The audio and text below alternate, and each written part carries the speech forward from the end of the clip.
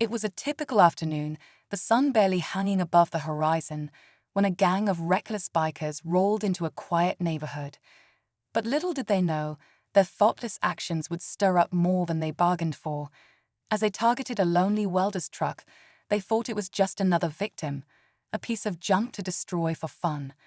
What they didn't know was that this truck belonged to someone with a past far more dangerous than they could have ever imagined. Meet Mike, an unassuming welder by day, but an ex-army engineer with a lifetime of skills and experience under his belt. When the bikers started to destroy his truck, they had no idea who they were dealing with. What started as a simple act of vandalism would soon turn into something neither side would ever forget. Stay tuned, because the story's just beginning, and what happens next will leave you speechless. Mike hadn't always been a welder. Before the quiet life of metalworking, he'd been part of an elite army engineering unit, serving in dangerous zones where his skills had saved lives. His ability to think quickly under pressure and create solutions out of nothing had earned him respect among his comrades. But after a life-changing injury, Mike left the army and tried to start fresh, hiding his past behind the simple life of welding. Yet, some scars aren't so easy to erase. As the bikers smashed into his truck, the old instincts kicked in. Mike felt that rush of adrenaline flood his veins. He wasn't the same man who had been living in peace for years. His hands, trained to build, now knew how to destroy when pushed. The bikers didn't see the calm, calculated engineer within. They saw a target. But soon they understand they had just made a dangerous mistake. The sound of the truck's windows shattering echoed through the street, sending a chill down Mike's spine. The bikers laughed, oblivious to the storm they were about to unleash. Their leader, a man with tattoos that told 1,000 stories of trouble, raised his crowbar with a grin. He saw Mike standing there, a blank expression on his face, not a word spoken. He was used to people backing down, giving up their property to avoid a confrontation. But Mike wasn't just any man. From the corner of his eye, Mike saw the tools in the back of his truck, the welders, the cutting torches, the spare metal sheets. His mind clicked into gear. The bikers had no idea how easy it would be to turn this situation into something far more dangerous. He didn't need weapons. His tools were enough. The thought of confrontation was both terrifying and exhilarating. He wasn't proud of his military past, but in this moment, he could feel the old instincts rising. Meanwhile, across the street, Sarah, his neighbor, watched from her porch. She'd always seen Mike as the quiet guy who kept to himself, someone who never made waves. But now, as she watched the bikers closing in on him, she couldn't shake the feeling that something was terribly wrong. She knew Mike had a history, but she'd never pressed him about it. Now, as the bikers grew more aggressive, her concern shifted into fear. She wasn't sure if Mike could handle this situation, but something told her it was about to escalate quickly. The bikers, sensing Mike's stillness, began to close in, thinking he would back down. But in his silence, Mike was calculating. One wrong move, and this could turn into a full-blown fight. As the gang circled him like wolves, Mike finally spoke, his voice low but steady. "You've made a big mistake." The words hung in the air. For a moment, the bikers froze. Mike wasn't backing down, and the leader, with his arrogant smirk, slowly lowered his crowbar. Maybe they'd underestimated him. Maybe not. Either way, the next few moments would decide everything. The leader of the bikers squinted at Mike, trying to gauge if this was a bluff. But there was something in Mike's eyes, something cold, calculating, that made him hesitate. The other bikers shifted, their tension mounting, waiting for the signal to escalate. For a brief second, the world seemed to slow down. Sarah, still watching from her porch, gripped the railing, her heart racing. She could feel the storm of violence brewing, but she couldn't intervene. She had no idea what Mike was capable of. Mike's hands twitched at his sides, just out of view from the gang. The old army reflexes kicked in. He could already hear the steps he'd take, the movements he'd make, should things get violent. He wasn't some helpless man waiting for rescue. He had the knowledge, the skill, and most importantly, the will to protect what was his. But he didn't want to fight, not like this. He had left the army to escape chaos. But chaos had found him again, and now it seemed unavoidable. The leader took a step forward, his voice loud and mocking. "What are you gonna do, old man? Call in the army?" He let out a laugh, as if mocking the very idea, unaware of the storm he was about to face. The gang, sensing a moment of weakness, began to inch closer, their footsteps heavy on the pavement. The sound of their boots reverberated like the ticking of a clock counting down to something inevitable. Mike's mind raced, weighing his options. He could try to reason with them, but something told him that wasn't going to work. These men didn't respect anything but fear. But if it came to it, Mike knew he could defend himself. He wasn't some fragile man to be toyed with. He took a slow, deliberate breath and looked the leader in the eye. The bikers watched, sensing the shift in the air. Then, without warning, Mike moved. It was so fast that the leader didn't even have time to react. In an instant, Mike had grabbed a nearby metal rod from his truck, swinging it with precision toward the leader's outstretched arm. The impact echoed, sending a shockwave of fear through the gang. The leader yelped in pain, stumbling back, clutching his arm as the others froze.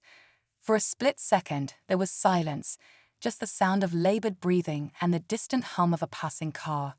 But then the gang snapped into action. They weren't just angry now, they were panicked. The situation had spiraled beyond their control. Mike didn't give them a chance to regroup. He knew if he hesitated now, they would overwhelm him. He swung the rod again, knocking the crowbar from the leader's hand with a sharp clang. As the bikers shouted and scrambled, Mike's focus tightened. He wasn't about to lose control. Not now, not after everything. But just as the tension reached its peak, a sudden noise broke through. The roar of an engine, louder than the chaos. Someone else was coming. Was it the police? Another gang? Mike had no idea, but he knew that whoever it was, they weren't here to help him. The sound of the engine grew louder, drowning out the frantic shouts of the bikers. Mike's head snapped toward the source, his grip tightening on the rod. He couldn't afford any distractions. His focus needed to stay on the men in front of him. But when the motorcycle came into view, everything stopped. It wasn't just any motorcycle. This one was sleek, black, and gleamed in the fading light like a shadow coming alive. The rider, cloaked in a dark leather jacket, slid to a stop just yards from the chaos. The engine's growl cut to silence, and for a long moment, no one moved. Then the rider lifted their helmet. It wasn't just anyone. It was a woman, her eyes cold and hard, her expression unreadable. She surveyed the scene, her gaze flicking over the bikers, then to Mike and back again. Mike's heart skipped a beat.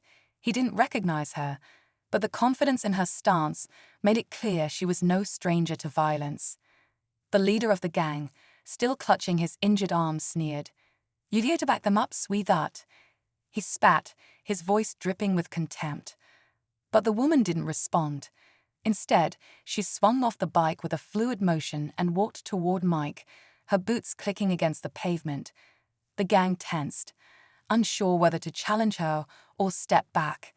The air thickened with tension, a new layer of uncertainty hanging over everyone.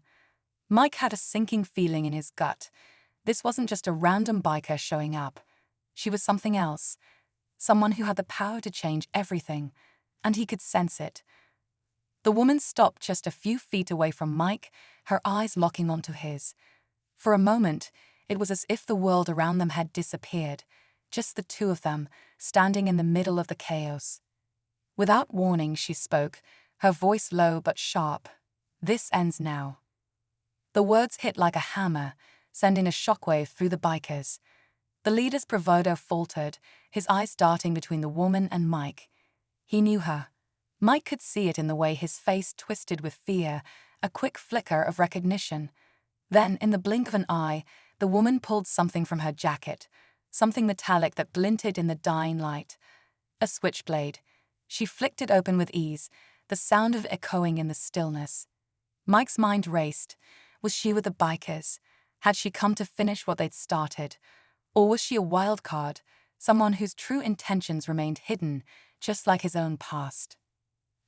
As the tension reached its boiling point, the leader of the gang took a step back, his face pale.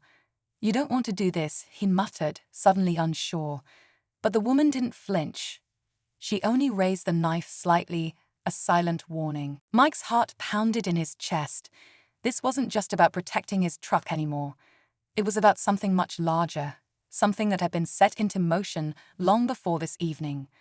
The stakes had just escalated beyond anything he had anticipated, and now, with this new player in the game, nothing would be the same. The standoff between Mike, the gang, and the woman was like a powder keg waiting to explode. Mike stood tense, the rod still in his hand, ready for whatever came next. The bikers, too, seemed uncertain, glancing from Mike to the woman, sensing a change in the air. The leader, his face a mask of disbelief, took another step back, his voice cracking as he tried to regain control of the situation. "Who the hell are you?" he demanded, his bravado fading. The woman didn't flinch. She stepped forward, the blade of the switchblade catching the light. "I'm the one who finishes what you started," she said coldly. The leader hesitated, his eyes shifting between Mike and the woman. The bikers were clearly rattled now, unsure whether to fight or retreat. Mike felt a rush of adrenaline flood through him. Everything he'd worked to avoid, violence, conflict, was now spiraling out of control, but he wasn't going to back down. "Get out of here," Mike said, his voice steady but low. "You're outnumbered. You'll lose." For a moment, it seemed like the gang might actually retreat. But then, just as quickly, the leader's eyes darkened and he shouted to his crew, "Get him." In a blur of motion, the bikers surged forward. Mike swung the rod with precision, knocking one of them back, but the others closed in fast. The woman, without warning, moved with the speed of a predator. In one swift motion, she lunged at the leader, the switchblade flashing in the air. There was a sickening thud as the blade found its mark. The leader stumbled back, clutching his side, his face contorting in shock and pain. The others froze, watching in stunned silence as their leader crumpled to the ground. The gang was now completely scattered, fear replacing their earlier aggression. Mike, breathing heavily, looked from the woman to the bikers, waiting for the next move.